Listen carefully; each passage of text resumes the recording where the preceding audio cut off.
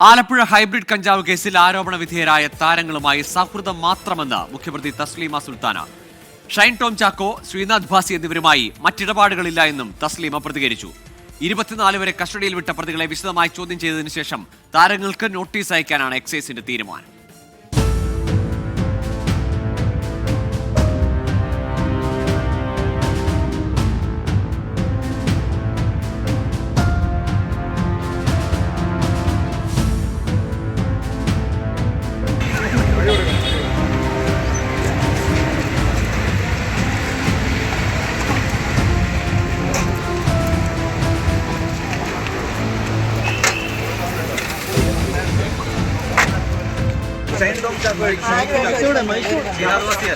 അറിയാം, പക്ഷെ അവരൊക്കെ എനിക്കറിയാം.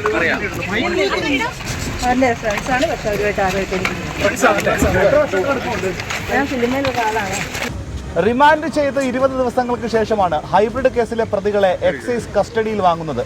പരമാവധി വിവരങ്ങളും തെളിവുകളും ശേഖരിച്ച ശേഷം മതി കസ്റ്റഡി എന്നായിരുന്നു എക്സൈസ് തീരുമാനം. ഇവരെ ഇൻട്രോഗേറ്റ് ചെയ്ത് അതിൽ നിന്ന് കിട്ടുന്ന എവിഡൻസിന്റെ അടിസ്ഥാനത്തിലായിരിക്കും ബാക്കിയുള്ള തുടർ നടപടികളിലേക്ക് പോകുന്നത്. ആരെയൊക്കെ ചോദ്യം ചെയ്യും, എന്തൊക്കെ ചോദ്യം ചെയ്യും എന്നുള്ളത് അത് പിന്നീട് നമ്മൾ എല്ലാ കാര്യങ്ങളും ഇതുമായിട്ട് ബന്ധപ്പെട്ട എല്ലാ കാര്യങ്ങളും അന്വേഷിക്കും. തസ്ലീമ സുൽത്താന, ഭർത്താവ് സുൽത്താൻ അക്ബർ അലി, ഫിറോസ് എന്നിവരെ ഒരുമിച്ചാണ് എക്സൈസ് കസ്റ്റഡിയിൽ വാങ്ങിയത്.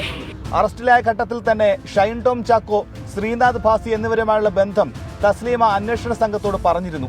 27-ന് എറണാകുളത്തെത്തിയ ഇവർ 6 കിലോ ഹൈബ്രിഡ് കഞ്ചാവ് കൊണ്ടുവന്നതായാണ് വിവരം.